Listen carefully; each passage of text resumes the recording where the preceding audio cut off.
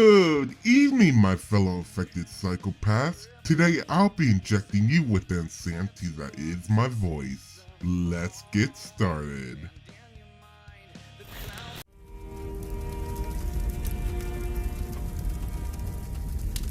Lego machine guns have always been an interesting subject matter for me, mostly due to the fact of how very few examples there are. Granted, there are a few modern outliers, such as the machine guns from LegoForces or even the Tommy gun from Mould. These modern working machine guns are good and well, that is if you want to hit a target 3 feet away. I heard that! But what if it didn't have to be this way? What if I was able to make a Lego machine gun that could not only be accurate, but also have range capabilities similar to my Lego rifles, such as the OH-08S rifles? In this video, I'm going to do just that. Now, this video will be different from my usual videos. The mechanism of this weapon and its origins is so complex. I feel like it really needs to be split into parts, just so I can cover all the details in case any of you guys want to try to recreate or improve the mechanism. Interestingly, the idea for this mechanism really came from the Lego guns of the OG Lego gunsmithers and their use of a sling bolt mechanism. For example, in Infected Bear 95, you notice a bolt-like slide is used to carry a sling, aka the rubber band to load and shoot the projectiles.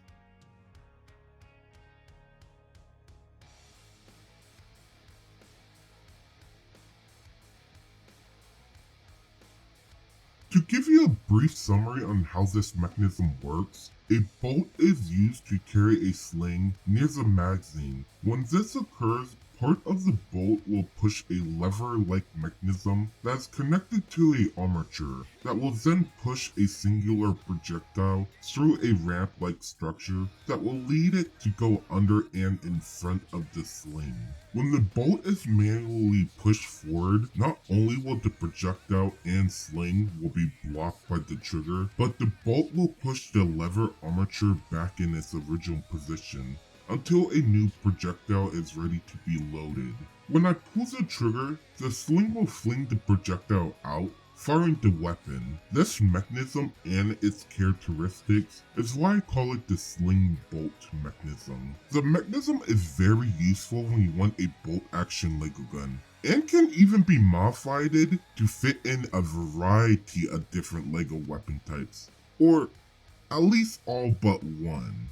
If I can make this process automated, it will be a huge game changer. Alright, so I'll just strap in a motor to move the sling carrier back and forth. Easy, right? Right? Dumbass. I went through 5 designs before I finally got something of a working prototype. The very first design wasn't much of a design, but rather a proof of concept, just to see if the weapon would work. I made a small test scale of the weapon mechanism. Forgive the quality, I was still new to the whole YouTube and editing thing 4 years ago when I made this. Basically, what's going on here is I modified a sling carrier to have a few gear rack plates attached to it. A gearbox consisting of a worm gear and a 24 tooth gear is used to drive the sling back and forth. Unfortunately, I don't know exactly what motor I'm using for this demonstration. It was a long time ago, but I think if I had to guess, it's a 12 volt DC motor, but I could be wrong though. The motor was powered by 373 IMR batteries. Testing showed some fruitful results. So, I guess that means it should be easy to incorporate this mechanism in a full-scale build, right? Wrong again, idiot. Oh, how I was a sweet, stupid summer child. This version of the mechanism worked in small-scale practice, but in large-scale, it was iffy at best. And that's putting it lightly. I tried many variations of this mechanism, And after screaming and crying my eyes out, this was the last version I had before I said screw it and move on to other and better mechanism types. This is the version I made before I rage quitted. It works similarly to the small scale version, but the gear rack is on top of the bolt as well as the worm gearboxes. Now, the mechanism did work technically. Let me explain. The worm gear to 24 gear ratio is good for reducing the force needed to move the bolt back, but it moves painfully slow. Not only that, but there's also the problem of how do I reverse the direction of the sling carrier bolt after a projectile is chambered? And how do I get the bolt to fire the weapon when the bolt reaches its final endpoint? The second issue was an easy fix. The first one, not so much. My research led me to this circuit. I discovered if you wire 2 limit switches in a certain way, you can change the direction of the motor depending on which switch is pushed. I implemented this circuit into the weapon, hoping it will solve my conundrum. But that's when I discovered a new issue that I could never conceive of. At first, I used a simple lever mechanism that will push on the limit switches depending on the position of the bolt.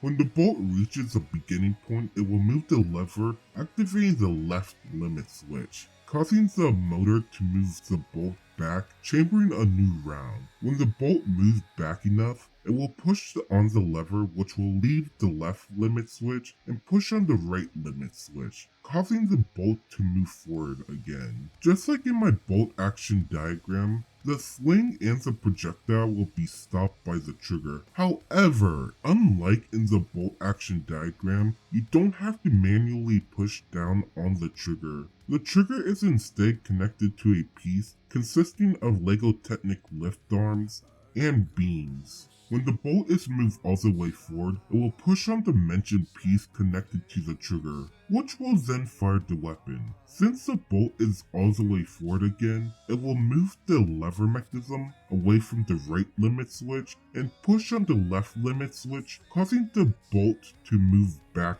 again. Now that you know how the diagram works, it's time that I tell you the big major issues I had with this prototype. The issues lies within the limit switches. Remember when I said when the bolt moves all the way back, it will move a lever activating the right limit switch? Well, I found out if the right limit switch isn't close enough, there will almost be a dead space in between the switches, causing the lever to be stuck in this mentioned dead space, causing the motor to turn itself off. As you can tell, that's a big issue. There was one solution I did try for, and that was to use solenoids wired to their own limit switches to push on the lever, getting rid of the dead space factor. I said to myself, gee golly, I'm so smart. There's no possible way this could go wrong. Dumbass. So here's the funny thing, the absolutely hilarious thing. I had to learn the hard way. If a solenoid gets left on for too long, it overheats and breaks. Did I also mention that I glued the solenoids with epoxy? This was such a joyous experience, I wasted 6 solenoids on the whole ordeal. No, I'm not mad. Why would you ask that? Another issue was the gearbox configuration. Like I said, it was so slow, it wasn't worth it. And even when it did somewhat speed up, it jammed up like crazy. So, with every factor I mentioned, my first attempt to make a fully automatic sling bolt mechanism went something like this. A machine gun mechanism. Can you please work? Please?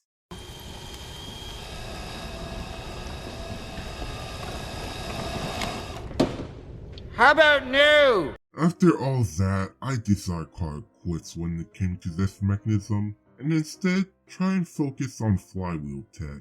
And for my fellow infected psychopaths that have been here for a while, I think we all know how that went. And that's all the time we have today for this class of Arsenal. Make sure to like and subscribe. Also, I'm really sorry it's been a while since I posted. This project has been really keeping me busy. It's also why I'm doing this weapon in segments and parts, because there's a lot to cover, and I mean a lot. But until next time, see you later, you psychopaths.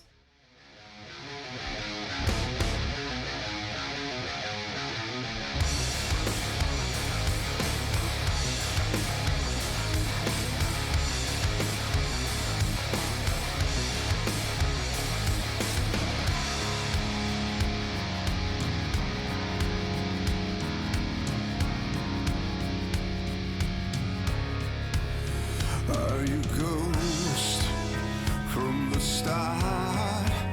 Slap the veil.